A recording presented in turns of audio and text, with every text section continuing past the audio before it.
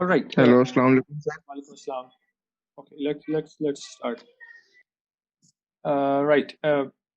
हम लोग टॉपिक नया शुरू करेंगे which is basically a similar topic to what we did just in the last class. ठीक है? And that is we want to study the response of a damped system, and when we deal with the damped system we can derive the case with no damping, right? The case of zero damping will be embedded into this. So we only need to deal with damp system, and if there is zero damping, we just plug zeta equals to 0 in our formulas and we get the undamped case. So we'll talk about this system under the influence of vibrations which are transmitting through the base, and base itself is moving, the foundation itself is vibrating, and because of that your machine is vibrating. And this, the example of this could be that you have a floor in a workshop where you have multiple machines, and one machine has a fault in it which is vibrating, and because of that particular machine vibrations are transmitted to the ground, and because of the vibrations in the ground, vibrations are transmitted to other machines in the vicinity of the faulty machine. This is something which actually happens. Another example of this would be your automobile suspension system, because in that case the ground itself is moving and your car needs to respond to the motion of the ground, and we need to somehow what we call isolate the car from the ground. यानी कि आपको we want to ensure कि car move ना करे ज़्यादा if the ground itself is vibrating. We want to keep the car stationary. This is known as vibration isolation, and this topic is very important when we are designing foundations of machines. कि आप foundation जब बना रहे होते हैं उसमें हम लोग exactly size करके rubber pads वगैरह foundation के अंदर लगाते हैं to ensure कि अगर vicinity में we expect some vibrations in the ground, so we want to isolate our machine from those vibrations. So this is a very important topic. His topic and what we are going to do is we are going to the approach would be very similar to what we did in the last class, in the last topic. So we will find out the expressions for the transmitted motion. जैसे हमने पिछले वाले में capital X amplitude of vibrations की expression derive की थी और phase angle की expression derive की थी. We are going to look at a similar sort of thing in this particular case. Similar sort of thing in this case as well, right? And we will avoid a lot of derivations in this case. We know how to do them, so we'll look at the results and we'll focus more on the applications of this thing and look at numericals of this, so that we can apply this, because your complex engineering problem will also be from this particular topic. Okay. Then we'll जैसे पिछले वाले case में हमारे पास एक amplitude ratio आ रहा था, we had x divided by delta static. This time around we'll have a transmissibility ratio which will be capital X divided by capital Y. Y हमारे पास ground की वाइब्रेशन का एम्पलीट्यूड है, ठीक है? तो कितनी वाइब्रेशंस ग्राउंड की, कितनी एम्पलीट्यूड ट्रांसमिट हो रहा है to your system, to your machine, that's known as the transmissibility ratio. And when the ground moves, it also transmits a force to your machine, and we'll look at how much force is transmitted and how the frequency and the damping and these sort of thing affect कि कितनी force transmit हो रही है. ठीक है? तो start हम similar sort of करेंगे. We'll look at a simple web app to see कि अगर मैं बिल्कुल अपनी गाड़ी को एक बहुत simplified model से represent कर दूं, which is a quarter car model कि पूरी गाड़ी एक टायर के ऊपर है, एक सिंगल चैसी है, एक सिंगल शॉक एब्जॉर्बर है और उसके नीचे एक सिंगल टायर है, और टायर को भी हम रिजिड ले रहे हैं. तो this is a 1 degree freedom system, the simplest form of a car model that can be 1 degree freedom system को हमने ले लिया. And we want to see if we change the frequency and if we change the damping, how is the vibrations on the ground going to transmit to the car. तो we'll open the app in a minute, but just to get an idea, हमारे पास दो यहाँ पे motion show हो रहे होंगे. एक motion होगा हमारे पास जो कि ग्राउंड का होगा. ग्राउंड हम यहाँ पे बहुत सिंप्लीफाइड फॉर्म में लेंगे. या तो हमारे पास साइनोसाइडल आ जाएगा इस मॉडल के अंदर जो हम वेब देखेंगे, या वो स्टेप के फॉर्म में आ जाएगा, यानी कि सडन ड्रॉप हो रहा है हाइट में, या फिर फ्लैट हो रहा होगा. Will look at these cases. ठीक है? तो and because of the vibrations in the ground you will have some vibrations in your car body. What we want is कि जो हमारे सिस्टम की जो वाइब्रेशन हो ना, यानी कार की शैसी की, यानी जिसमें आप बैठे हैं उसकी वाइब्रेशन वो कम हो from the vibrations in the ground. This is what we want, a more comfortable ride, and this is true for machines as well. कि ground अगर shake भी कर रहा है, we want कि हमारी machine ज़्यादा shake नहीं करे. तो we want to ensure कि हमारे ground से जितनी vibration आ रही है हमारी मशीन उससे कम एम्पलीट्यूड पे वाइब्रेट करे. तो इफ यू रिमेंबर हमने बोला था कि हम ट्रांसमिसिबिलिटी रेशियो की बात की थी हमने कि this is your X, this is your Y. ठीक है, X is defined as capital X sine omega T plus phi करके कुछ शो करेंगे. Will look at the formula. Y को हम capital Y sine omega T करके show करेंगे. तो the transmissibility ratio is capital X upon capital Y. What we want to do is we want to have an amplitude of your system which is smaller than the amplitude of the ground. So we ideally want this to be less than 1. And when we have this case, we call this thing as vibration isolation. यानी कि हमने अपने system को कुछ हद तक isolate कर दिया from the ground. It is, अगर ये चीज rigidly connect कर दें आप, for example आप bolt कर दें अपनी machine को ground के साथ, and when the ground vibrates, your machine is going to vibrate at the same amplitude as the ground. अगर आप assume कर रहे हैं कि आपके bolts rigid हैं, उनकी stiffness काफी ज्यादा होती है, तो we can assume कि बहुत ही कम flexibility show करेंगे वो. ठीक है, we don't want that. We want to ensure कि अगर ground move भी कर रहा है तो we reduce the vibrations in the system. So we want this factor TD to be less than 1. That's what we want. ठीक है, तो let's just open the web app and see कि अब ये वेब ऐप जो है वैसे तो फ्रेंच में बनी हुई है, but we can get an idea. कुछ जो टेक्स्ट थी वो तो खैर उसने गूगल ने ट्रांसलेट कर दी, but the app itself is translated. We can figure out what is actually here. ठीक है, उसको हम देख लेते हैं.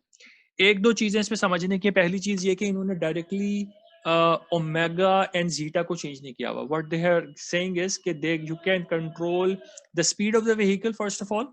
ठीक है, तो you can control the speed of the vehicle. You can control the mass, यानी कि फॉर एग्जाम्पल गाड़ी का अपना एक मास है, बट लेट्स से कि गाड़ी में कितना लोड है, कितने लोग बैठे हैं, उसको आप कंट्रोल कर सकते हैं. The mass is going to control what? The mass is going to control the natural frequency. The natural frequency is under root K upon the total mass. तो अगर मैं इस मास को वेरी कर रहा हूं, दिस इज कि जो गाड़ी की शैसी का मास है उसके कितने परसेंट आप एडिशनल मास उसमें डाल रहे हैं. तो if I very this thing, तो 0% का मतलब है एम्प्टी कार है. इसको मैं 50% तक कर सकता हूं. तो अगर 1000 kg की गाड़ी है तो 500 kg का वेट उसमें आपने डाला हुआ है. ठीक है, this controls your natural frequency. If you increase this thing, mass is increasing, then the natural frequency will do what? Will it reduce or increase with increasing mass? Think about it. The mass is in the denominator, so when you increase the mass, the natural frequency drops. So the natural frequency increases when you reduce this thing, and the natural frequency reduces when you increase this. सही है ना? एक तो ये चीज हो गई. दूसरी यहाँ पे ये जीटा की जगह they are giving us something else. They are giving us a factor. Okay, come on.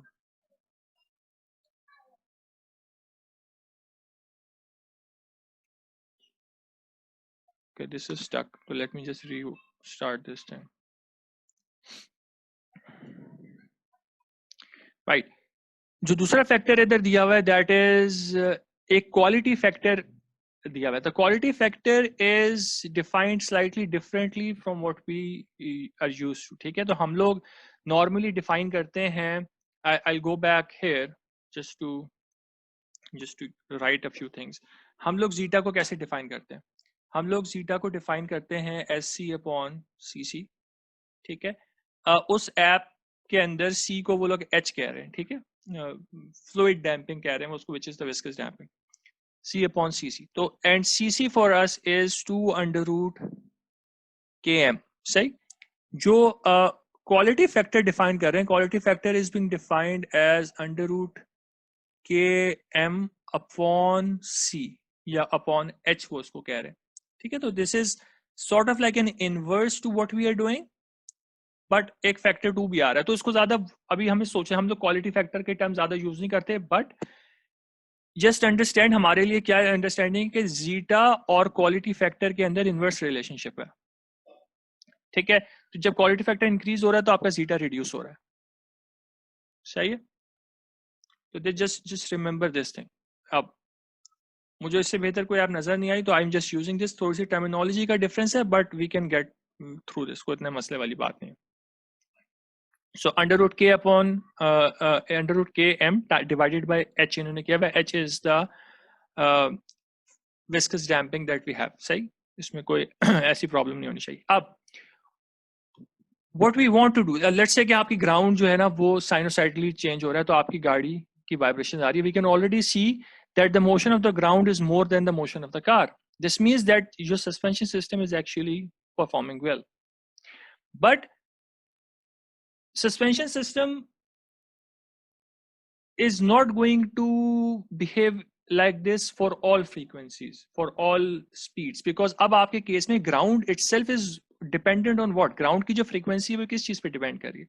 Ground की frequency depend कर रही है आपकी गाड़ी की speed के ऊपर। आपकी गाड़ी की speed बढ़ जाएगी तो आपकी, so let's just quickly increase this thing to very high. You see that the frequency has now increased. What has actually changed? The ground is the same size, sinusoid sine wave same है. What has actually changed is that you are moving along very fast. ठीक है, एक ये curve आपको यहाँ पे नजर आ रहा है ना, this thing we are going to talk about this also in little bit, and we can actually reduce this thing now. So we get to a point, let's say here, and we see now that actually our suspension system is actually resulting in an amplitude in the car chassis which is more than the ground. So same suspension system is behaving differently at different speeds. ठीक, इस चीज को ध्यान में रखें। अब अभी हम इसको जाहिर है we'll go get into the maths, we just trying to look, we are trying to understand कि how is it different from a normal vibration। कि एक फोर्स अप्लाई हो रही थी, we knew कि फोर्स का कितना एम्पलीट्यूड है, we knew कि फोर्स की कितनी फ्रीक्वेंसी है, एंड देवर एक्सटर्नल फिनोमेना, और हम कहते थे फोर्स की ये फ्रीक्वेंसी है। अब हमारा ग्राउंड जो है that itself is just stationary thing, उसकी शेप डिफाइन हो रही है। फॉर एग्जांपल मैं उसकी शेप को ये कर देता हूँ, एक सिंगल स्पीड बम्प आ रहा है, ठीक है, and it increases and then it reduces, एक सिंगल स्पीड बम्प है। तो but the speed of your vehicle is going to determine कि आप किस इस पे किस तरीके से मूव कर सकते हो। let's do the same thing now again at a higher speed. So let's say I come here and let's see what happens. The behavior is going to be different every single time, ठीक है। मास के साथ भी behaviour change हो रहा होगा। तो our main focus is sinusoidal, ठीक है। हम लोग ट्रांजिएंट सॉर्ट ऑफ बिहेवियर इस पर्टिकुलर कोर्स में स्टडी नहीं कर रहे, ठीक है। तो we are not looking at कि how this is going to behave when there is a sudden drop like this. We are mainly focused on an this could be approximated as an off-roading sort of situation where you don't have a proper road, you are going through a very uneven surface like a rally car sort of situation, and that is something which will focus on in the complex engineering problem as well. अब let's say कि मैं quality factor बढ़ा रहा हूं या कम कर रहा हूं, तो मैं क्वालिटी फैक्टर कम कर रहा हूं तो you see that the amplitudes are changing here. इसका मतलब है मैं जीटा बढ़ा रहा हूं क्वालिटी फैक्टर कम करने का मतलब। और मैं जीटा को कम कर रहा हूं, क्वालिटी फैक्टर बढ़ा रहा हूं, again the behaviour here is changing. This curve determines what we have. तो एक्स एक्सिस पे वही हमारे पास आर है, R is omega upon omega N, और वाई एक्सिस पे हमारे पास ट्रांसमिसिबिलिटी रेशियो है, ठीक है, एक्स अपॉन वाई। तो वी सी दैट जीटा का इन्फ्लुएंस डिफरेंट हो रहा है, कि जीटा का ऐसे डायरेक्ट इन्फ्लुएंस नहीं है कि जीटा बढ़ाने से हमें फायदा हो रहा है। जीटा बढ़ाने से हमें इस जहां पे हम अभी ऑपरेट कर रहे हैं यहाँ पे नुकसान हो रहा है, बिकॉज हमारा एम्पलीट्यूड देखें बढ़ रहा है। अब मैं जीटा को कम करूंगा तो मेरा एम्पलीट्यूड कम होता जा रहा है, और अगर मैं जीटा को बढ़ा दूंगा तो मेरा एम्पलीट्यूड बढ़ गया। But at a different speed a higher zeta is actually beneficial for me। और अगर मैं जीटा को कम करता जाऊंगा तो मेरा एम्पलीट्यूड बढ़ता जाएगा, तो मेरा एम्पलीट्यूड बढ़ गया, ठीक है, it's a higher amplitude, you can look at this here, सही है। तो इन चीजों का हमने ख्याल रखना है। इस ऐप को दिखाने का भी पर्पस जो था वो ये नहीं था कि हम समझ जाएं एग्जैक्टली कि क्या हो रहा है, we just need to get an idea about the things that we need to deal with. एक चीज जो इसमें टेक अवे इंपॉर्टेंट वो ये है कि जीटा का इन्फ्लुएंस अब डिफरेंट होगा in different regions of the frequency domain, ठीक है। कुछ फ्रीक्वेंसीज में जीटा का हमें फायदा हो रहा होगा, कुछ रीजन्स में जीटा को नुकसान हो रहा होगा, ठीक है। Ideally we want to have a transmissibility ratio which is less than 1 so that we have less vibrations in our system. ठीक है, that is what we want. So let's get back and let's start with the maths. ठीक है, तो थोड़ा सा इसको देखते हैं. ये वाली चीज हमने एक सिंपल सी ऐप देख ली. You can play around with this later on as well because this is going to develop your understanding when you are working on your complex engineering problem as well. ठीक है, उसमें भी ये आपको help करेगी. अब base excitation में आ गया. बेस एक्साइटेशन में अब हमारे पास, अभी तक हमारे पास क्या होता था? अभी तक हमारे पास चक्कर ये था कि we had a very simple sort of system. We had a mass, we had a stiffness and a damping, and we had a ground, and this thing was moving with a certain displacement degree of freedom, and we were able to very easily define this thing. अब हमारे पास क्या है? अब हमारे पास ये भी move कर रहा है. So this is moving with a velocity, with a speed, with a displacement y, and this is moving with a displacement x. ठीक है? Now, how do you actually define displacement? That is important, right?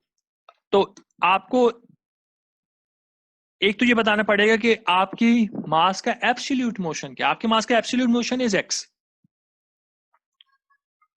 This is relative to the ground. ठीक है, x जो measure हो रहा है it is relative to the ground. के y भी relative to the ground measure होगा. There is some ground somewhere, some reference है हमारे पास. ठीक है, जिसके रेफरेंस से आप y और x को मेजर करेंगे कितनी डिस्प्लेसमेंट हो रही है. But there is another type of motion now which is relative motion, and the relative motion is between this foundation जो कि खुद मूव कर रही है एंड योर मशीन इटसेल्फ. तो the relative motion you have is x minus y. Okay, let's say this moves by 1 centimeter. So let's say y is equals to 1 centimeter and x is equals to 1 centimeter. Then the actual जो आपका यहाँ पे spring लगा हुआ होगा, spring में तो कोई डिफ्लेक्शन नहीं आएगी अगर दोनों 1 सेंटीमीटर है. तो x upon y is very crucial for us. Similarly, आपके पास यहाँ पे एक डैम्पर लगा हुआ होगा. अगर आपको x dot minus Y dot zero मिल जाए, यानी दोनों सेम स्पीड से मूव कर रहे हैं, then the damper has no force. ठीक है ना. तो ये चीजें वो हैं जो कि हमें आंसर करनी है कि किस तरीके से डील कर सकते हैं हम. ठीक है. The third thing we need to answer is how much force is transmitted to the mass. अगर मेरा ग्राउंड डिस्प्लेसमेंट की फॉर्म में वाइब्रेट कर रहा है, तो can that vibration actually damage my machine? We need to somehow estimate कि कितनी फोर्स मेरी ग्राउंड से मशीन में ट्रांसमिट हो रही है. और फोर्स किसके थ्रू ट्रांसमिट हो रही होगी? फोर्स ट्रांसमिट हो रही होगी आपके स्प्रिंग और आपके डैम्पर के through. These are the parts which connect your ground.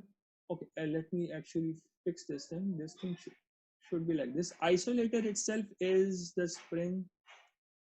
I was thinking मैं कुछ गड़बड़ कर रहा हूँ. This is supposed to be like this.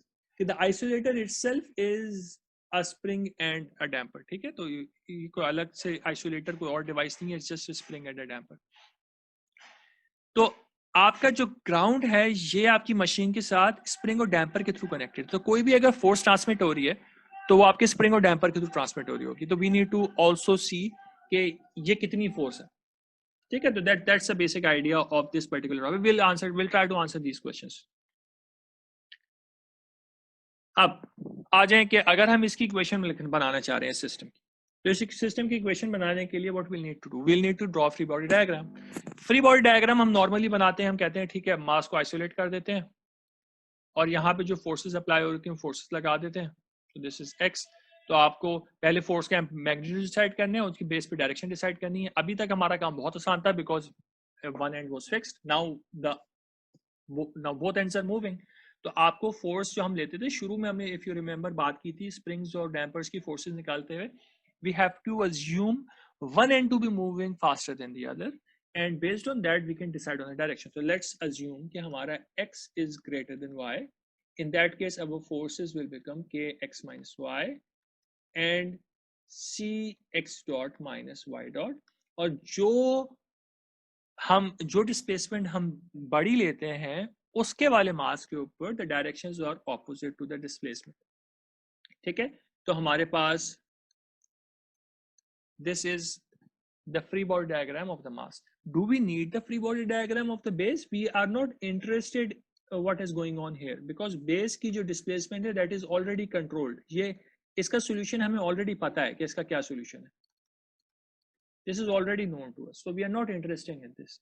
What we are interested in is this. अगर लेकिन मुझे इसकी बनानी होती, अगर if I take the same forces, तो जो ज़्यादा होता है उसमें opposite होती है और जो कम होता है उसमें सेम डायरेक्शन में होती है. तो इस केस में जो आपके फोर्सेस की डायरेक्शन बनती है वो इस तरह बनती है. We are not interested in this, ठीक है, बिकॉज हमें बेस के ऊपर फ्री बॉडी डायग्राम को से इक्वेशन बना के सॉल्व नहीं करनी, हमें सिर्फ अपने मास के ऊपर सॉल्यूशन करना है. तो we are mainly interested in our mass only. That's what we are interested in. सही, हमें सिर्फ ये वाली फ्री बॉडी डायग्राम चाहिए.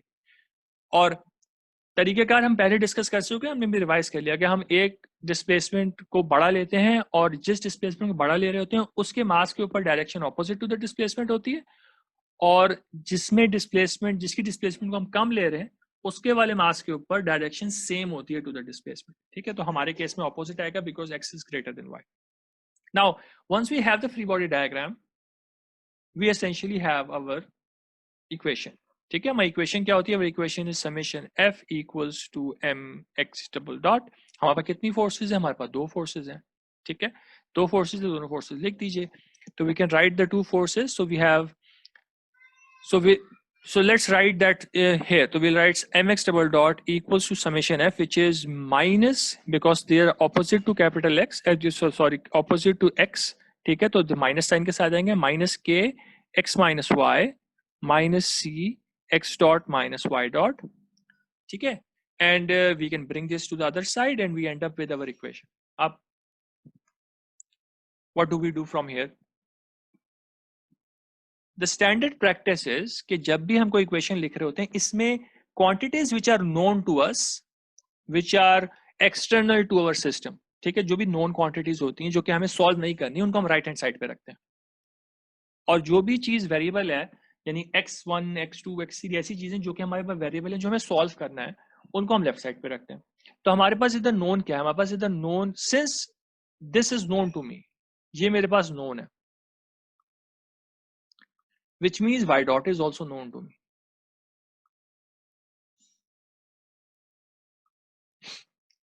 ठीक है ना, y भी नोन है, y डॉट भी नोन है. तो मुझे इन दोनों चीजों को I need to move to the other side.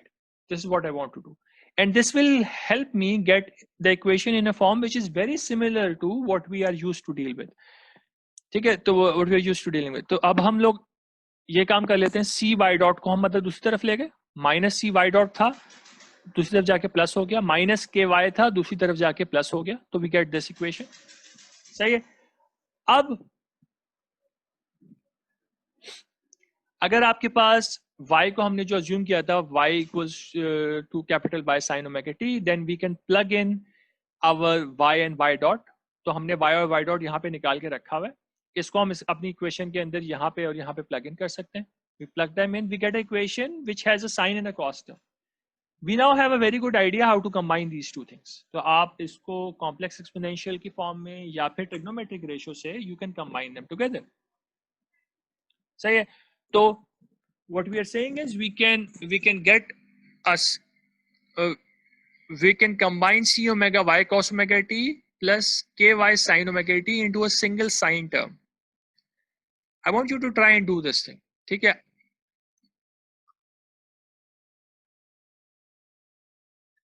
ठीक है, इसको मैं यहाँ पे रखा हुआ छोड़ दूंगा, and I want you to try and get this thing. This is, you know how to do this now. ठीक है, इट्स फेयरली स्ट्रेट फॉरवर्ड. आप इसको कॉम्प्लेक्स एक्सपोनेंशियल में कन्वर्ट करें, कॉस को साइन में लेके जाएं, दोनों इमेजिनरी पार्ट बन जाएंगे, सॉल्व करें, कॉम्प्लेक्स एक्सपोनेंशियल आएगा, उससे अल्फा निकल आएगा, और जो एम्पलीट्यूड आ रहा होगा दैट विल बी ए, उससे आपको ए और अल्फा की वैल्यूज मिल जाएंगी. This should not be very difficult for you guys. ठीक है, you can do that. Okay, हमारे पास एक एम्पलीट्यूड आ गया कैपिटल ए, एक एम्पलीट्यूड आ गया अल्फा. अब this is actually very similar to what we did in the previous topic, harmonic force वाले topic के अंदर. अब हमारी जो इक्वेशन बनेगी यहाँ पे, this is similar to what we are used to dealing with. पहले हम कॉस के टर्म्स में बात कर रहे थे, बट साइन के टर्म्स में भी हो सकता है सोल्यूशन. ठीक है, हमने बोला था हम साइन की फॉर्म में भी कर सकते हैं. तो अब हमारे पास एक इक्वेशन है mx double dot plus cx dot plus kx equals to a sin omega t minus alpha. This is similar to a simple harmonic force solution. But एक डिफरेंस है, हार्मोनिक फोर्स के केस में हम लोग लेते थे f of t equals to f naught cos या sine omega t, where this was a constant. ठीक है, दिस वाज अ कांस्टेंट. अब ऐसा नहीं है. अब आप इसको देखिए जरा. अब हमारे पास ए जो है, ए के अंदर ओमेगा भी आ रहा है. ओमेगा आने का मतलब ये है कि as you change the frequency, as you change the speed of the vibrations in the ground, आपके पास amplitude of the vibration भी change होता रहेगा. ठीक है, तो this is the only difference that is coming up. A is now not a constant like F naught. हमने जो example की थी पिछले टॉपिक के एंड में, हमने कहा था कि 50 पाउंड्स की फोर्स ट्रांसमिट हो रही है because of the vibrations in the pump plate के ऊपर 50 पाउंड्स की फोर्स ट्रांसमिट हो रही है, कांस्टेंट फोर्स. अब ऐसा नहीं है. अब now the force amplitude that is being generated because of the vibrations of the ground is a function of the frequency. Her frequency पे different amplitude होगा. Just remember that, and you don't need to worry about it too much, but just remember कि एक difference आ गया. Okay. Right. ये बात हमने already कर ली कि harmonic force के equivalent system generate हो रहा है. स्टेडी स्टेट सॉल्यूशन हम वैसे ही अज्यूम करते हैं जैसे हमने पहले किया था. हमने कहा था कि जो भी यहाँ पे हमारे पास फंक्शन होगा उसमें एक फेज एंगल का डिफरेंस आ रहा होगा. तो हमारे पास दिस इज, हमने एक बात की थी, हमने बोला था इस सॉल्यूशन को मैं इस तरीके से भी लिख सकता. मैंने पिछली क्लास में बोला भी था कि I could assume a solution like this, sine omega t minus alpha minus phi naught, कि जो भी हमारे पास यहाँ पे एंगल जनरेट हो रहा है उसमें कोई ना कोई लैग जनरेट होगा जैसे यहाँ पे हो रहा है. ठीक है, बिकॉज ऑफ डैम्पिंग. तो हमने अल्फा और फाई नॉट को कंबाइन करके एक सिंगल फाई बना दिया. तो दिस थिंग इज एक्चुअली, अगर मैं इससे कंपेयर करूं जो हमने यहाँ पे काम किया हुआ है, this is alpha plus phi naught और कुछ भी नहीं है.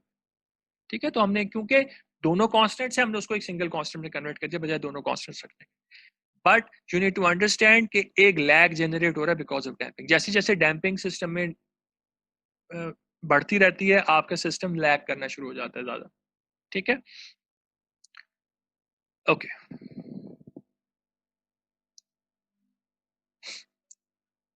सॉल्यूशन में हम नहीं जा रहे. हमने पिछली टॉपिक के अंदर काफी बड़ा टाइम स्पेंड किया था to actually solve this system, something like this for harmonic motion. हमने हार्मोनिक फोर्स के लिए हमने कहा था कि हम कैपिटल एक्स कैपिटल फाई निकालते हैं by plugging in this solution in the equation. उसके बाद हम एक कॉम्प्लेक्स एक्सपोनेंशियल में जाके इमेजिनरी और रियल टर्म्स को सेपरेट आउट करते हैं. उससे दो इक्वेशंस बनती हैं, दोनों को साइमल्टेनियसली सॉल्व करते हैं. कुछ मैनिपुलेशन के बाद we were able to find capital X and we were able to find phi. We did that for the case when we had the harmonic force. We are not going to repeat the same exercise here. It is going to be a similar sort of exercise, but I am not going to repeat this thing, and I do not expect you to repeat this thing. I'm not going to test you on this derivation. ठीक है, but what is more important, जिस पे हमें ज़्यादा time spend करने की ज़रूरत है, is an understanding of this system itself. ठीक है, कि ये हो क्या रहा है. अब हमारे पास एक रिजल्ट निकल के आया है which is similar to what we got before. अगर आप इसको सरसरी तौर पे देखेंगे you will think that this is the same equation, but it is, there are modifications here and there. सही है, कुछ कुछ changes हैं. ये हमारे पास टर्म आ गई which is the transmissibility ratio x upon y. This is a function of zeta and r again. r क्या होता था हमारे पास, was omega upon omega n. ठीक है, and zeta we know, zeta determines your damping. तो अगर zeta 0 है then there is undamped system, zeta 1 है तो critical damped है, 1 से और 0 के बीच में है तो underdamped है, 1 से बड़ा है तो overdamped है. ठीक है, तो zeta determines the amount of damping in the system.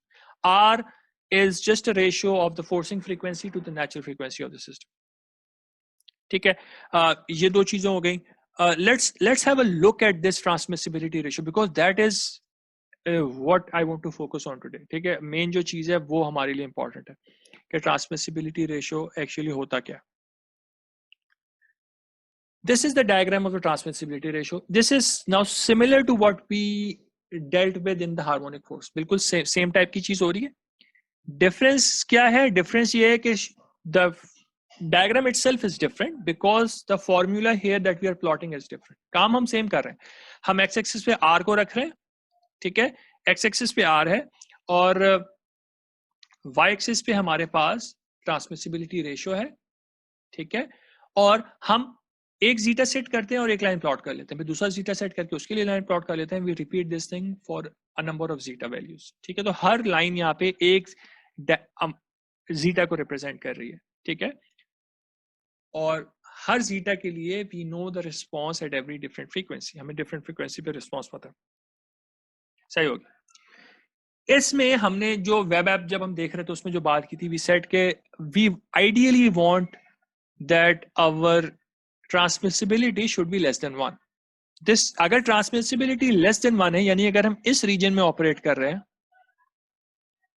then what we say is that we are in the region of vibration isolation, यानी कि हम अपनी जो भी अमाउंट ऑफ ग्राउंड में वाइब्रेशन आ रही है उसको समवॉट रिड्यूस करके मशीन में ट्रांसमिट कर रहे हैं।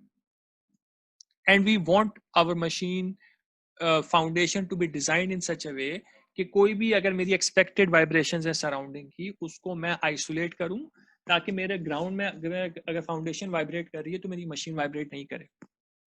ठीक है, तो we ideally want to operate in this region. सही, अब इसके again there are few points that we need to discuss, they will not be as extensive as the last time around, कुछ बहुत छोटी छोटी चीजें which we need to discuss, but let's talk about them.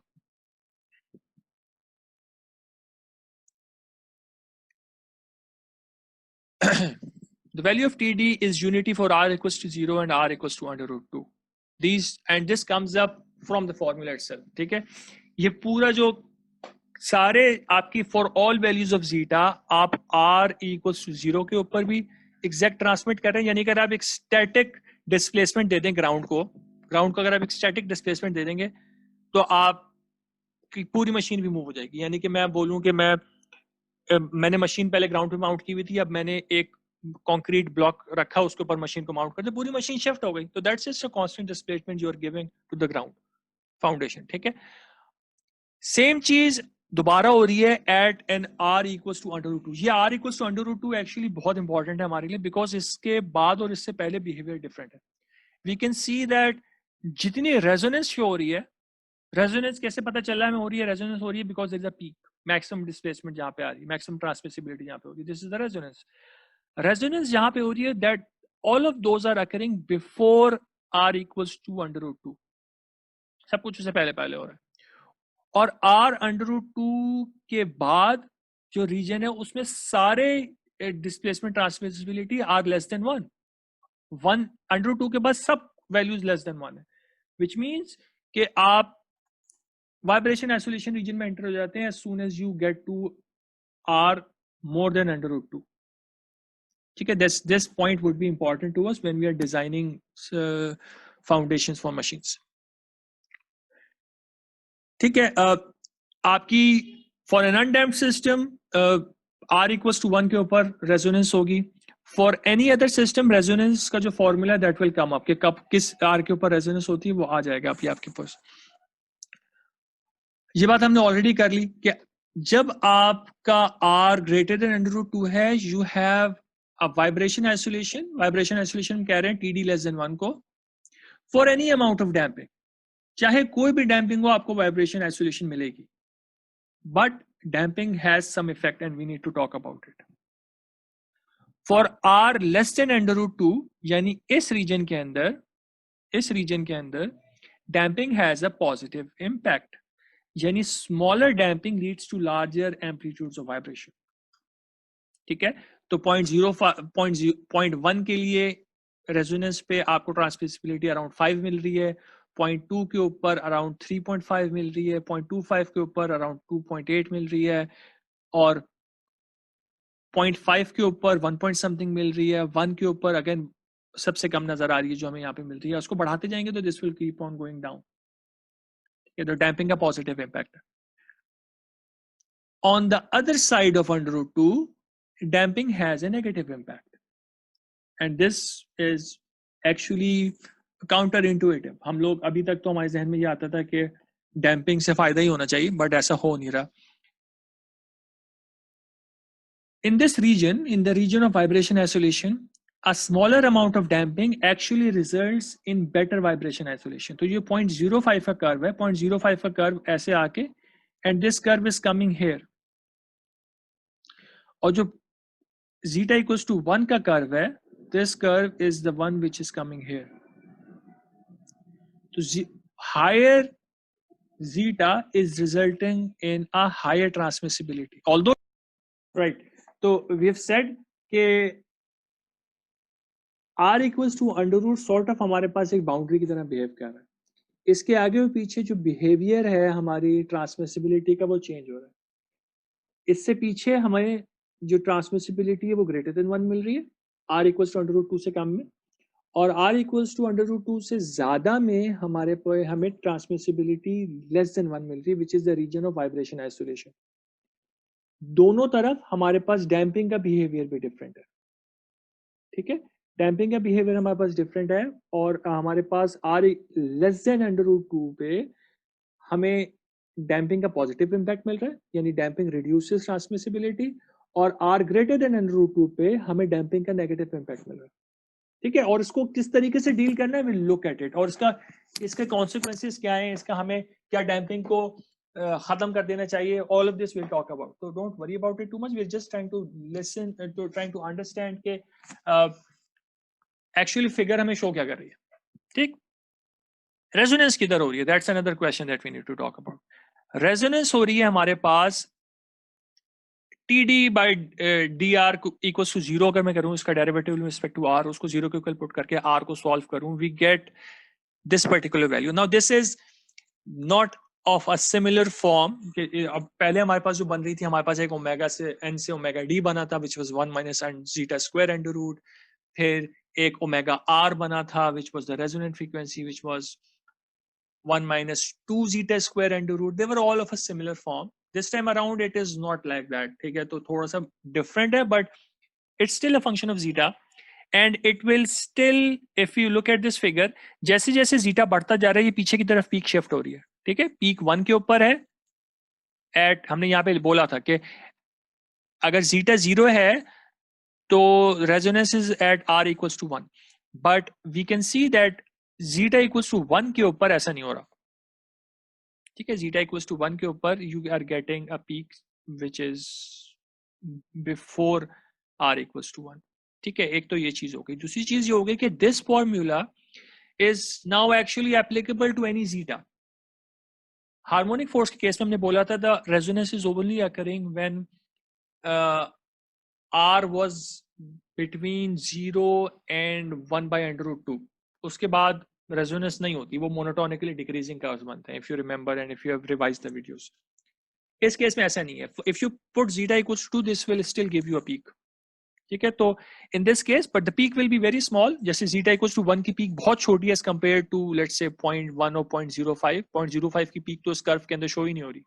ठीक है, but it is still going to give you resonance, small amount of resonance, but there will be some resonance. ठीक, तो this is the formula which you use whenever we need to find out कि कौन सी frequency के ऊपर हमारे पास resonance हो रही है. रिमेंबर, हर केस का डिफरेंट होगा. हार्मोनिक फोर्स की रेजोनेंस डिफरेंट फॉर्मूले से ड्राइव होती है.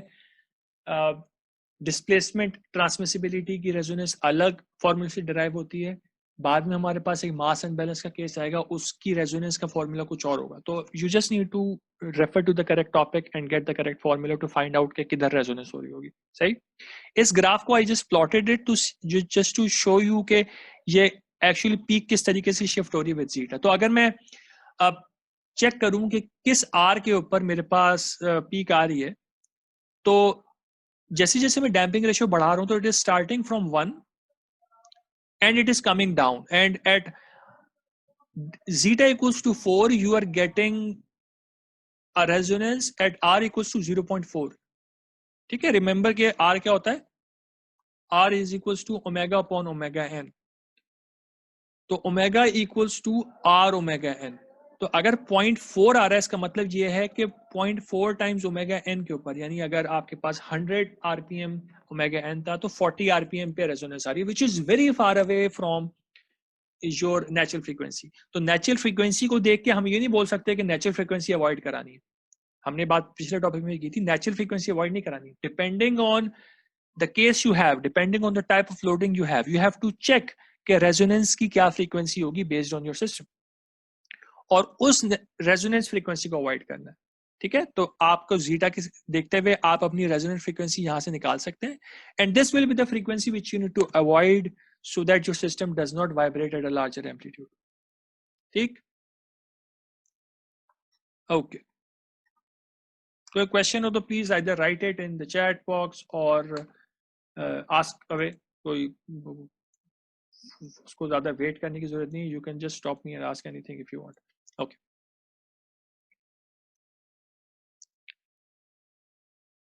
Right, let's move on. तो एक चीज हमने और देखनी है जिसके बाद हम न्यूमेरिकल पे आ जाएंगे. ठीक है, और ये this is a continuation of what we have done so far.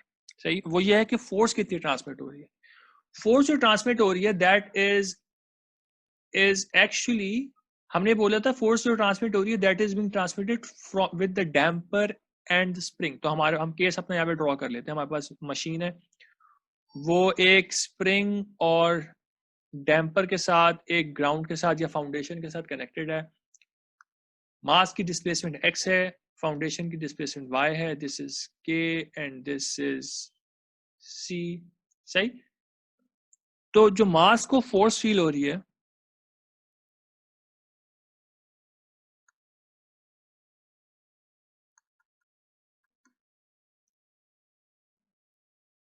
This is just because of the spring and the damper, और कोई चीज मास के ऊपर एक्ट नहीं कर रही. ठीक है, तो अगर हम इन दोनों फोर्सेस को निकाल लेते हैं तो we will be able to actually get कि कितनी फोर्स है. सही, we also know something else. We know that mx double dot is equals to summation f. सही, समेशन एफ में हमारे पास क्या था, हमारे पास k x माइनस वाई था माइनस के साथ, और c x dot minus Y dot था. तो या तो मैं स्प्रिंग फोर्स और डैम्पिंग फोर्स निकाल लूं, या फिर मैं एम एक्स डबल डॉट निकाल लूं. दे आर इक्विवेलेंट, इसमें कोई डिफरेंस नहीं है. तो यहाँ पे इजियर ये है कि हम, क्योंकि हमें x का सोल्यूशन हमने निकाल लिया already, we already know the solution for x. We know that x is equals to capital X sin omega t minus phi, and we know capital X. Capital X का हमने solution निकाला हुआ in terms of y. Capital X upon y हमने solve किया ना यहाँ पे. Let's go back and just quickly look at it. This one, this thing is capital X upon y. तो we already know what is capital X in terms of y. सही, तो अगर मैं सिर्फ स्मॉल अपने x ऑफ t का derivative ले लूं, that would be much easier. Double अगर सेकंड डेरिवेटिव ले लूं, instead of calculating the spring force and the damping force, I can just calculate the inertial force, and that will be the force that is being applied to my system. ठीक है, चूंकि मुझे plus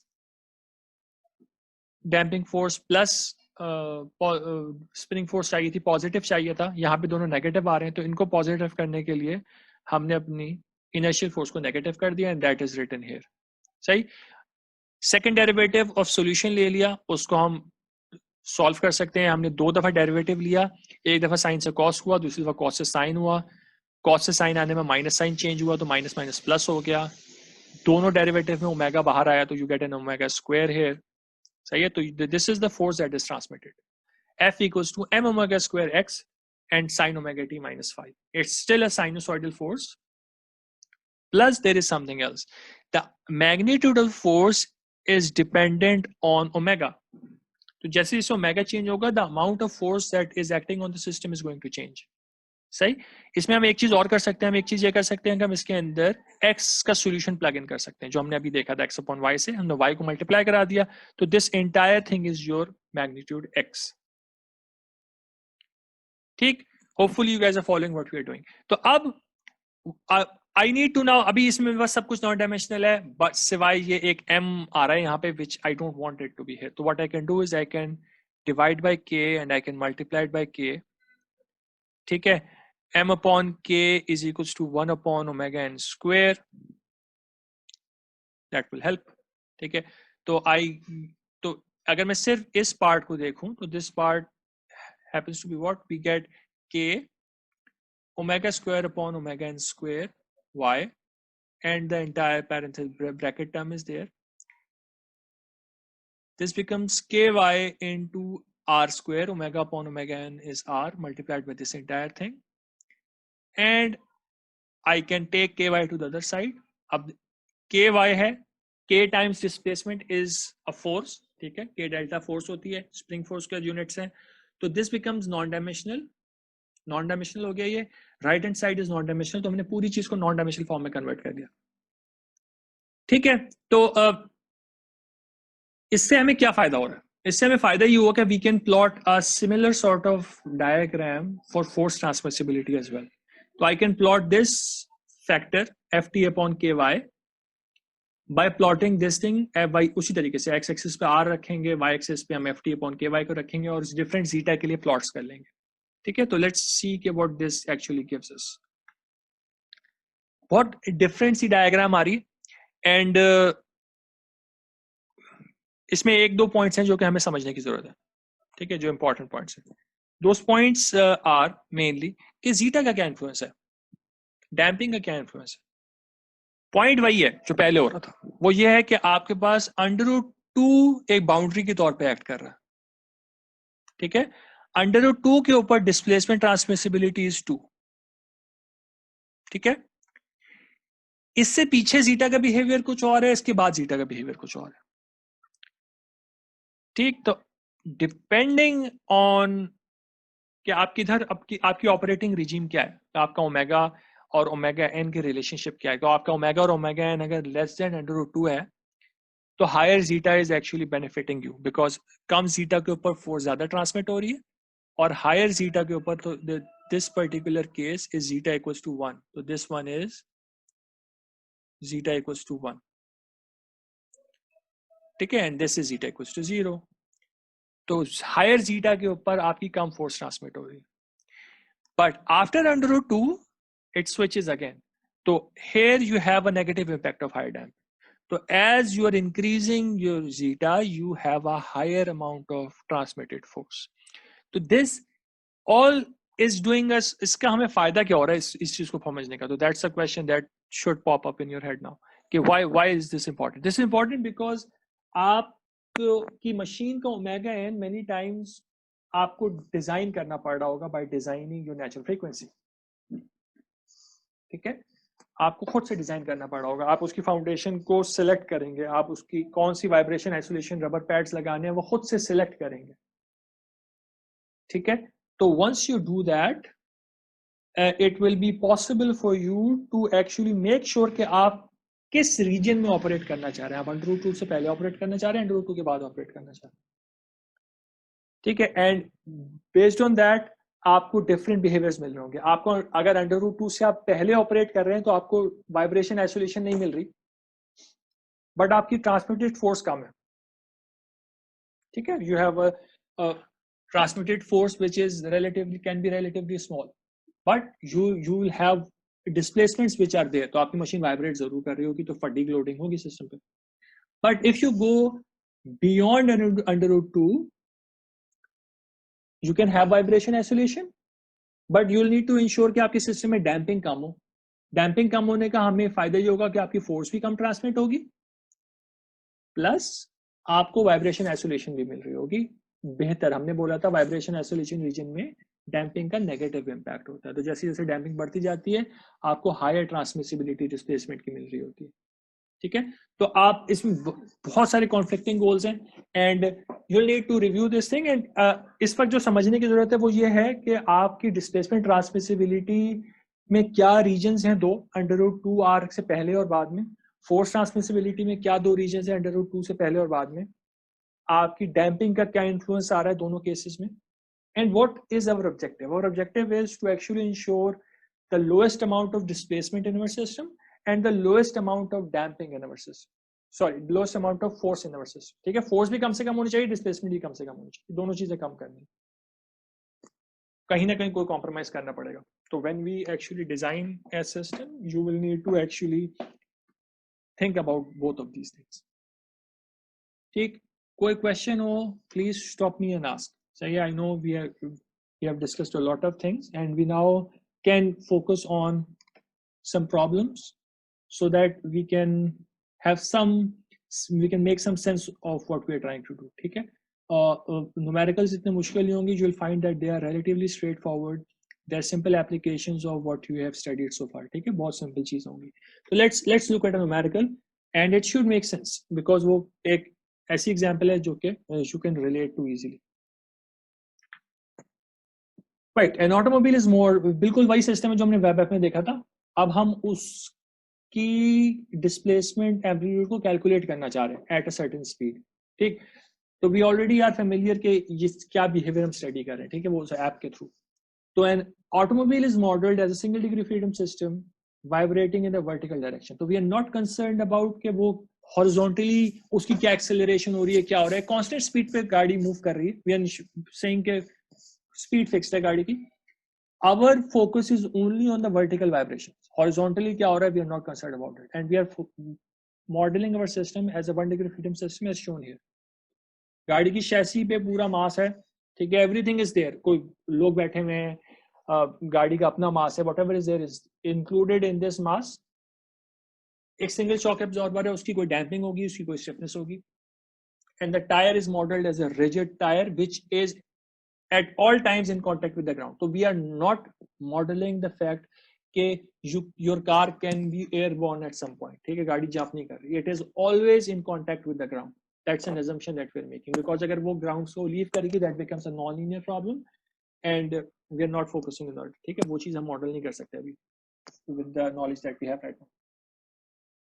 Right. So let's look at the numerical.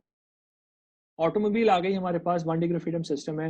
उन्होंने हमें ground की कुछ information बता दी. Ground के बारे में they're saying that the peak to trough distance is 0.2 metres. यानी इस पीक से लेके इस ट्रफ का जो वर्टिकल डिस्टेंस है that's 0.2 metres, and peak to peak distance is 35 metres. यानी इस पीक से लेके इस पीक का जो डिस्टेंस है that is 35 metres. So this is going to, and we are assuming it to be sine wave.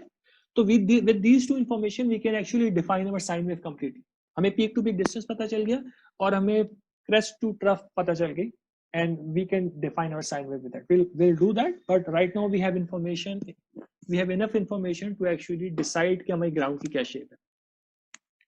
If the natural frequency of the automobile is 2 hertz, so omega n उन्होंने हमें बता दिया, but in terms of hertz, so इसको हमें radians per second में convert करना पड़ेगा by multiplying with 2 pi. And the damping ratio of the shock absorber is 0.15. ये भी बता दिया. इसका हमें zeta भी पता चल गया, omega n भी पता चल गया. Determine the amplitude of the vibration of the automobile at a speed of 60 kilometers an hour. ठीक है, गाड़ी की स्पीड बता दी हमको, और गाड़ी की स्पीड डिटरमिन करेगी कि आपकी जो ग्राउंड की वाइब्रेशन है उसकी क्या फ्रीक्वेंसी बन रही है, ओमेगा कितना बन रहा है. We'll look at it, but this speed is going to determine कि आपकी जो ग्राउंड वाइब्रेशन है, y of t जो था हमारे पास, y of t में क्या omega डलेगा, that will come from this 60 and it will come from this peak to peak distance 35. If the speed of the automobile is varied, find the most unfavorable speed for the passengers. किस speed के ऊपर आपकी गाड़ी passengers के सबसे unfavourable होगी. इसका मतलब ये है कि गाड़ी में सबसे ज्यादा वाइब्रेशंस ट्रांसमिट हो रही होंगी, यानी डिस्प्लेसमेंट ट्रांसमिसिबिलिटी मैक्सिमम किस स्पीड पे होगी वो निकालना है. If you remember we have a formula for that. R का फार्मूला था, आर के फार्मूले से हम निकाल लेंगे रेजोनेंस वाले फार्मूले से, और उससे will find out what is the speed. तो लेट्स लुक कि हम लोग क्या कर सकते हैं. ये तो डिटेल आ गई जो हमें पता है. ठीक है, तो हमें पता है गाड़ी की स्पीड 60 किलोमीटर पर आवर है, उसको हमने मीटर्स पर सेकंड में कन्वर्ट कर दिया. This can be done by just dividing by 3.6, वो हमने कर दिया. आपके जो सस्पेंशन सिस्टम उसकी डिटेल्स पता चल गई. ठीक है, तो हमें के नहीं बताया उन्होंने, हमें मास भी नहीं बताया हुआ, बिकॉज मास एंड के आर नॉट नीडेड इंडिपेंडेंटली. हमें उन्होंने इस पूरे सिस्टम का ओमेगा एन बता दिया, 2 पाई मल्टीप्लाई बाय 2 रेडियंस पर सेकेंड, और जीटा बता दिया 0.15. ग्राउंड से रिलेटेड उन्होंने बता दिया कि पीक टू ट्रफ का जो डिस्टेंस है दैट इज 0.2, और पीक टू पीक का जो डिस्टेंस है दैट इज 35 मीटर्स. सही. बेस एक्साइटेशन हम ले रहे हैं y of t as y sin omega t. ठीक है, कैपिटल y क्या होगा, capital, since it's a sine wave, right. तो हम इस चीज को अगर खुद से ड्रॉ करना चाहें तो we draw it like this. उन्होंने हमें ये डिस्टेंस बताया है, तो what is the amplitude y? This is 2 divide by 2. एक साइड का है ना, उन्होंने हमें टोटल बताया था.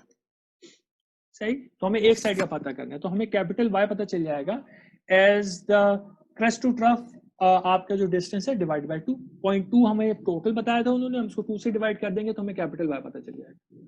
तो हमें ये इन्फॉर्मेशन तो पता चल गई कैपिटल। अब हमें ओमेगा भी पता करना है, we need to find out omega. Omega निकालने के लिए we will use the information which is this 35 metres and the speed which is 16.667 metres पर सेकंड। फॉर्मूला क्या यूज होगा? फॉर्मूला यूज होगा S equals to V T, constant speed है ना, तो S equals to V T का formula use होगा। We want to find out first of all कि how long does the car take to get from this point to this point, and this would be my time period of the wave, because इसके बाद चीज repeat होना शुरू हो जाएगी। ठीक है, तो टाइम पीरियड निकालने के लिए आई can just divide 35 by the velocity of the car and I can find out my time period of the ground vibrations. ठीक है, 35 divided by v gives me 2.1 seconds. तो टाइम पीरियड पता चल गया। Time period से omega कैसे निकालते हैं? Omega is equal to 2 pi divided by tau. तो omega equal to 2 pi divide by tau किया तो I can find out 2.992 radians per second. This is my forcing frequency omega.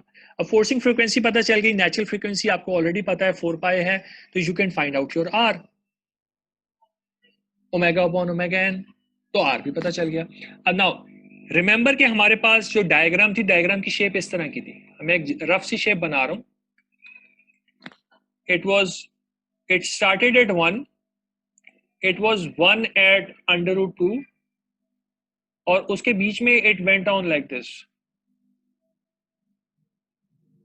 ठीक है, this is the general shape, और zeta के साथ साथ ये शेप ऊपर नीचे शिफ्ट होती रहती है।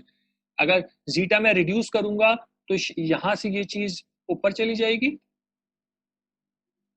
और यहाँ पे ये चीज ऊपर चली जाएगी। ठीक है, तो मुझे actually R equals to less than √2 पे फायदा हो रहा होगा और लेस देन और ग्रेटर देन √2 पे नुकसान, मतलब सॉरी, आर लेस देन √2 पे मुझे नुकसान हो रहा होगा बिकॉज मेरा टीडी इंक्रीज हो रहा होगा, और आर ग्रेटर देन √2 पे मुझे फायदा हो रहा होगा बिकॉज मेरा टीडी एक्चुअली जैसे जैसे मैं वो बढ़ाऊंगा। What I am doing, I am doing something wrong. मैंने क्या किया है? ओके या मैं वही कहूँ, there is something wrong and I am not getting what I want to right. तो this thing is fine, this thing is suppose to go down here right. अब सही है कि जैसे जैसे मैं एक्चुअली अगर मैं जीटा अपना रिड्यूस करता हूं तो this is let's say zeta equals to 0.5 and this is zeta equals to 0.1 अगर मैं जीटा कम कर रहा हूं तो मुझे लेस देन √2 पे नुकसान हो रहा है और ग्रेटर देन √2 पे फायदा हो रहा है बिकॉज मेरा टीडी रिड्यूस हो रहा है। ठीक है, नाउ दिस इज फाइन। अब ये जनरल शेप है, हम बोल रहे हैं कि हमारा आर जो है 0.2 समथिंग है, तो we are operating in this region, हम √2 से आगे नहीं गए। तो पहली बात ये कि हम वाइब्रेशन आइसोलेशन के रीजन में नहीं है अभी। ठीक है, and will see the reason for that in a bit, will discuss that reason. तो हमारा आर जो है 0.238 है। ठीक हो गया। डिस्प्लेसमेंट ट्रांसमिसिबिलिटी का फॉर्मूला होता है x अपॉन y का फॉर्मूला पता है, उसमें r डलता है, उसमें जीटा डलता है। We can plug both of those in and those to R zeta is equals to 0.15 and r is equals to 0.238। हमने प्लग इन करना है, हमने x upon y directly calculate करना है। We can calculate them.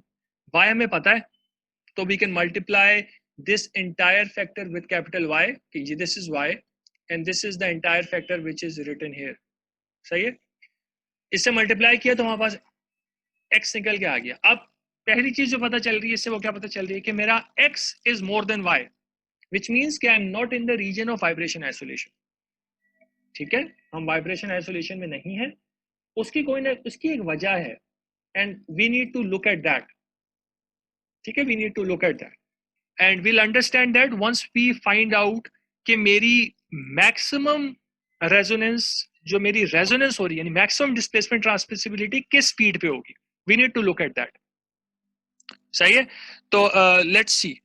तो अगर मुझे गाड़ी की एम्पलीट्यूड निकालना है जिसपे मुझे मैक्सिमम ट्रांसमिसिबिलिटी मिलेगी, तो उसके लिए मुझे सिर्फ ये वाला फॉर्मूला यूज करना है जिसमें मेरे स्लोप 0 हो रहा होता है। वो फॉर्मूला हमें पता है, फॉर्मूला है ये वाला। तो मुझे जीटा अपने सिस्टम का पता है, तो हर जीटा के लिए कोई ना कोई predefined value of R होगी जिसपे मुझे रेजोनेंस हो रही होगी। तो क्योंकि मुझे अपने सिस्टम का जीटा पता है, I can plug in my zeta in this and I can find out the R at which I get the maximum transmissibility. ठीक, प्लग इन करते हैं, देखते हैं कि क्या R आ रहा है. R comes out to be 0.979. ठीक, अब how is this useful for me? How can I relate this thing to the speed of the car जिस पे मुझे मैक्सिमम मिल रहा है? पहली चीज है कि we can relate R to omega. सही है, तो हमारे पास फॉर्मूला जो था that was R is equal to omega upon omega n. हम कह रहे हैं R max is going to occur at some omega max. तो ओमेगा मैक्स में निकाल सकता हूँ. मैंने मैक्सिमम ओमेगा निकाल लिया. मैक्सिमम ओमेगा को मैं फिर उसी रिलेशनशिप पे जा सकता हूँ. तो आई कैन से कि मेरे पास distance was velocity times time period and omega was 2 pi upon the time period. Since I know my omega now, I can use it to find tau, and I can use tau to find out v. That's what we want to do. ठीक है, तो हम time period निकालते हैं. Time period is 2 pi upon omega. Tau को ऊपर ले गए, ओमेगा को नीचे ले गए. ठीक है, time period comes out to be 0.51 seconds. We can use this time period here. This is 35. Ground change नहीं हो रहा, ग्राउंड सेम है. 35 मीटर्स क्या मेरे पास वही पीक टू पीक डिस्टेंस आ रहा है. इससे I can find out my speed. Speed comes out to be 68.53 meters per second, which is actually 246 kilometers an hour. Now let's look at the speed and we'll redraw the sketch of the transmissibility graph and try to understand this. ठीक है,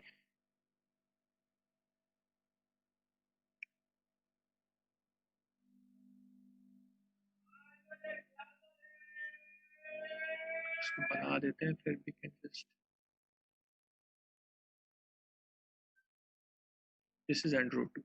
ठीक है, we just said कि this thing was occurring at something around 0.98 और something like that. R, ठीक है, ये R है मेरा, and this is like this. ठीक है ना, तो अब ये जो R की वैल्यू, this corresponds to 246 kilometers an hour. We are never going to get that in a normal car. तो नॉर्मल कार के अंदर we are going to operate at speeds which are much lower than this. So our operating region might be somewhere here. ठीक है, तो हम ensure ये कर रहे हैं, जो ये गाड़ी डिजाइन हुई है, सस्पेंशन सिस्टम पहले से डिजाइन था ना, तो इस सिस्टम में हम ये इंश्योर कर रहे हैं कि हम कभी भी इस डिस्प्लेसमेंट ट्रांसमिसिबिलिटी को रीच ना करें. We are actually in this region, और इस रीजन में वी हैव इंश्योर्ड कि हम कभी भी रेजोनेंस के करीब नहीं जाएंगे in the normal operating region of the car. सही है ना, तो this is what we have actually said in this is what we can actually deduce from the design that we were presented with. हमने design नहीं किया, हमें design मिला था, and this is what a normal automobile is designed like. इस तरीके से करते हैं कि वो वाइब्रेशन आइसोलेशन में जाने की कोशिश नहीं करते, बिकॉज वाइब्रेशन आइसोलेशन में जाने का मतलब लेट्स से कि आपने ऐसे डिजाइन किया कि मेरी जो मैक्सिमम स्पीड है, लेट्स से मेरी गाड़ी की maximum speed 150 kilometre an hour है, विच इज कि मैं एक ज्यादा हो सकती है, बट लेट्स अज्यूम कि ये है. लेट्स अज्यूम कि आपने इस तरह डिजाइन किया सिस्टम कि आपकी मैक्सिमम स्पीड वाइब्रेशन आइसोलेशन में आ गई, but most of the time you are going to be driving at speeds which are lower than this, and a lot of times you are going to be driving at speeds which are in this region. So what is going to happen then? So in a city vehicle, a vehicle which is designed for all speeds in its range, एक particular speed range के लिए design नहीं हो रही, 0 से लेके एक maximum speed तक डिजाइंड है. Suspension system is designed to ensure कि आप हमेशा इस region में ऑपरेट करें, ताकि आप कभी भी बहुत हाई वाइब्रेशन में ना जाएं. आपको वाइब्रेशन फील होगी, but it will never be very very high. Now consider the case of a rally car for example. अब हम एक रैली कार की एग्जांपल को देखते हैं, जो आपका बेसिकली कॉम्प्लेक्स इंजन प्रॉब्लम भी होगा. उसकी suspension system you must have seen, अगर आपने कोई रेस वगैरह देखी है तो you must have seen that their suspension system is very very soft. ठीक है, बहुत सॉफ्ट होता है, बहुत ज्यादा मूव कर रहा होता है, गाड़ी अपनी जगह पे स्टेबल होती है, बहुत हाई वाइब्रेशन आइसोलेशन होती है एट दोस हाई स्पीड्स। उनके सस्पेंशन सिस्टम नॉर्मल रोड्स के लिए डिजाइन नहीं होते, उनके सस्पेंशन सिस्टम डिजाइन होते हैं to operate at very high speeds and provide good isolation at those high speeds. So for example, एक मैं रैली कार एक मैं assume कर लेता हूँ, I don't remember the exact speeds जिसको जो हमने complex engineering problem में specify किए, तो let's assume कि मेरी speed ranges जो है वो 120 kilometers an hour से लेके, जिसके लिए मैं डिजाइन कर रहा हूँ 180 kilometers an hour है. Just assuming something, this might be completely incorrect, but let's just assume something like this. This was under root 2. This is RM. So if we want to design the suspension system of a rally car, we want to ensure कि उसकी जो कम से कम speed है और जो उसकी ज्यादा से ज्यादा स्पीड है, दोनों चीजें इस रेंज के अंदर, आइसोलेशन के रेंज के अंदर, इसके आगे वाइब्रेशन आइसोलेशन है। वी वांट टू इंश्योर कि आपकी पूरी जो नॉर्मल स्पीड रेंज है रेस के दौरान, that is in the vibration isolation region. ठीक है, अब आर हमें बढ़ाना है, वी वांट टू इंश्योर कि हमारा आर ज्यादा से ज्यादा हो। ठीक है, आर ज्यादा से ज्यादा करना है ताकि आप √2r से आगे निकल जाए। R is omega upon omega n. Omega is not in your control, omega depends on the ground profile जो मैं दे रहा हूं आपको। तो अभी इस क्वेश्चन में 35 मीटर्स दी हुई थी, गाड़ी की स्पीड भी मैं बताऊंगा किस स्पीड से किस स्पीड तक ऑपरेट करना है। तो लेट्स से कि मैं बता रहा हूं कि इस 150 किलोमीटर पर आवर की स्पीड है, तो this is not in your control. What is in your control? आपके कंट्रोल में ओमेगा एन है। This is what you need to design. R बढ़ाने के लिए ओमेगा एन को क्या करना पड़ेगा? आर बढ़ाने के लिए ओमेगा एन को कम करना पड़ेगा। ठीक है, ओमेगा एन होता है √k/m। ओमेगा एन को कम करने के लिए either the mass needs to be reduced, mass needs to be आपको या तो k को बढ़ाना पड़ेगा, सॉरी k को कम करना पड़ेगा ताकि आपका r बढ़ सके। ठीक है, या फिर मास को बढ़ाना पड़ेगा, आपको ओमेगा एन रिड्यूस करना है। ठीक है, आप मास बढ़ाएंगे तब भी ओमेगा एन रिड्यूस होगा, आप मास बढ़ाएंगे तब भी ओमेगा एन रिड्यूस होगा, और k को कम करेंगे तब भी ओमेगा एन रिड्यूस होगा। ठीक है, ऑब्जेक्टिव है ओमेगा एन को कम करना। तो जो कॉम्प्लेक्स इंजीनियरिंग प्रॉब्लम है उसमें आपको इन्हीं चीजों को फोकस करना है। आपको प्रॉब्लम मिलेगा, उसमें डिफरेंट रोड प्रोफाइल्स गिवन होंगी।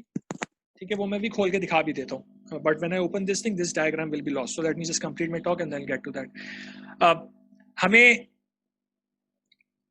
देखना पड़ेगा कि हमें क्या रेंज मिली हुई है स्पीड की, हमें देखना पड़ेगा कि हमें क्या रोड प्रोफाइल्स मिली हुई हैं, and you will need to come up with a strategy कि आपके पास मल्टीपल रोड प्रोफाइल्स हैं, मल्टीपल स्पीड्स हैं, तो you need to design a single suspension system जो कि सारी रोड प्रोफाइल्स के ऊपर आपको वाइब्रेशन आइसोलेशन प्रोवाइड कर रही हो।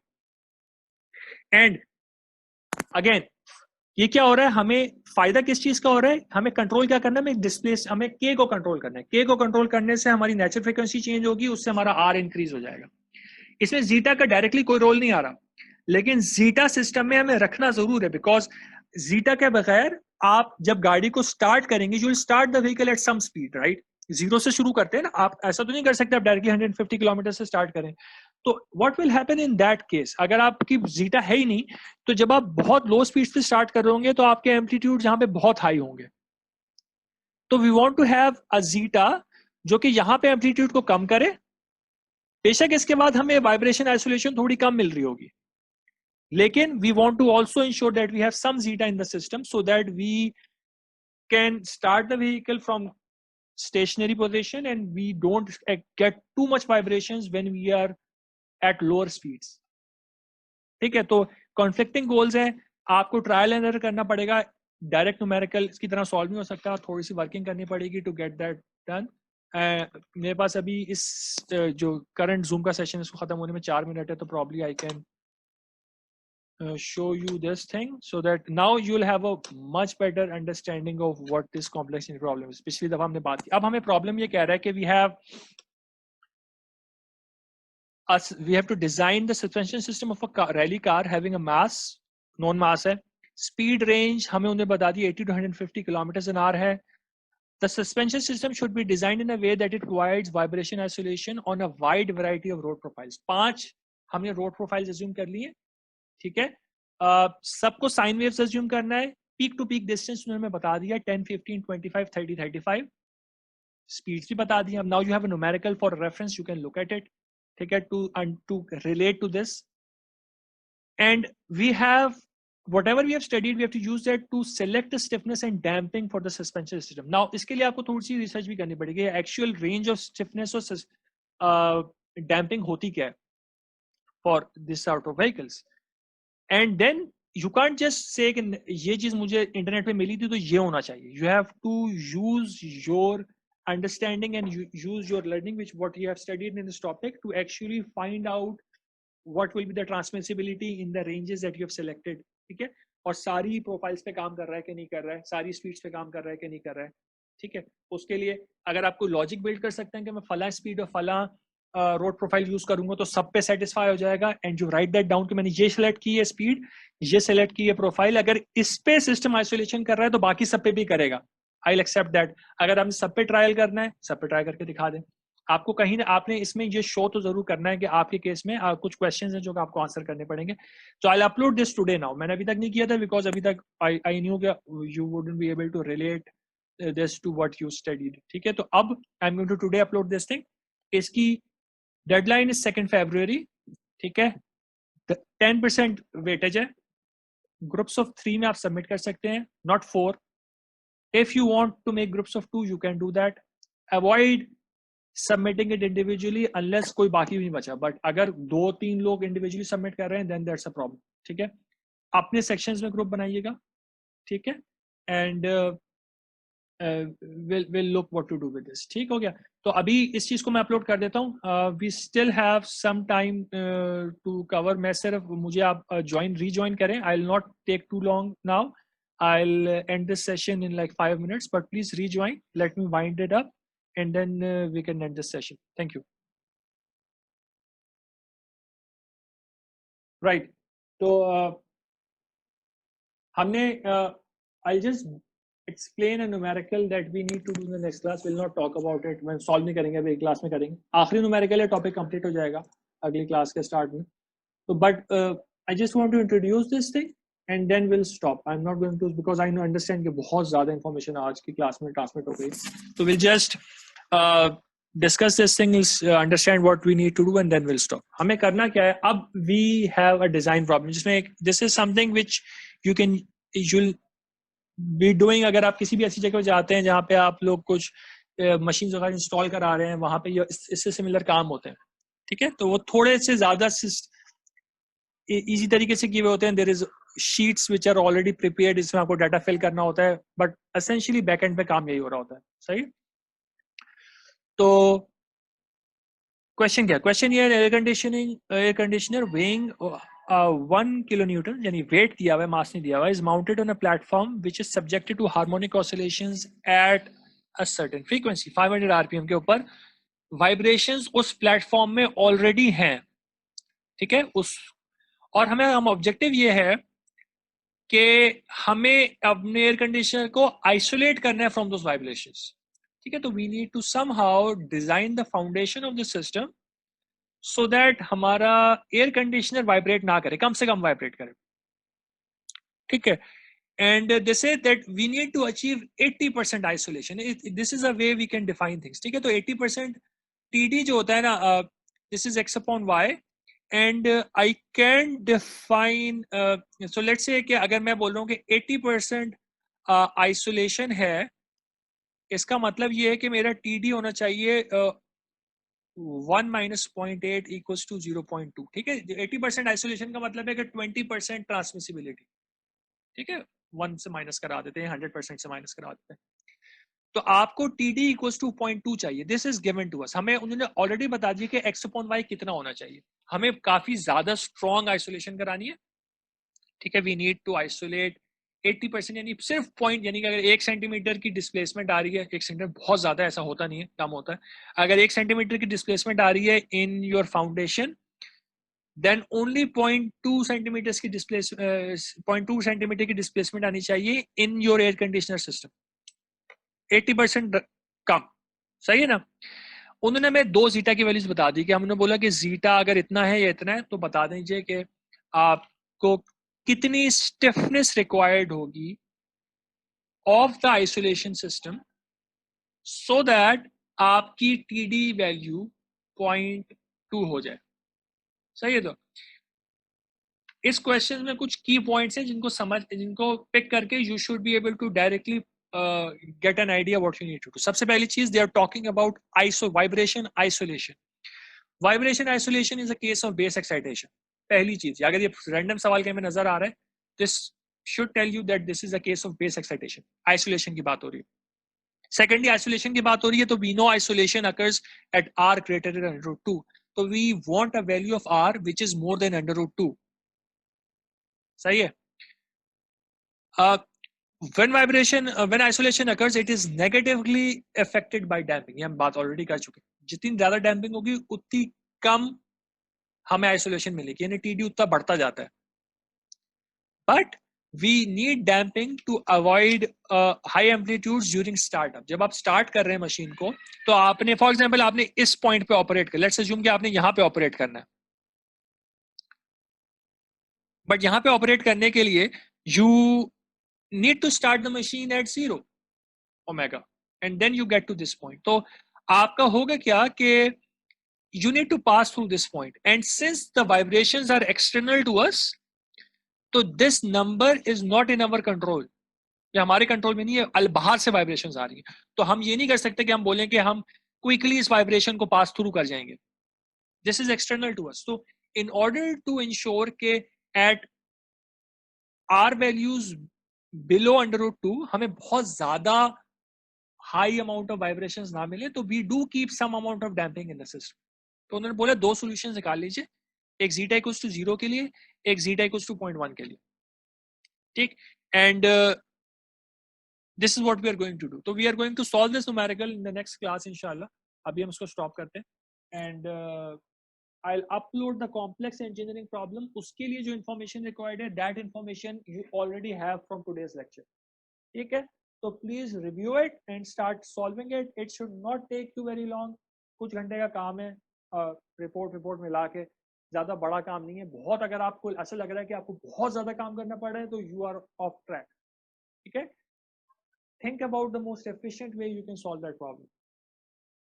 ठीक है, think about it because that will be important to you. If you have anything to discuss, I'm here. Otherwise, the lecture is finished. You are free to leave.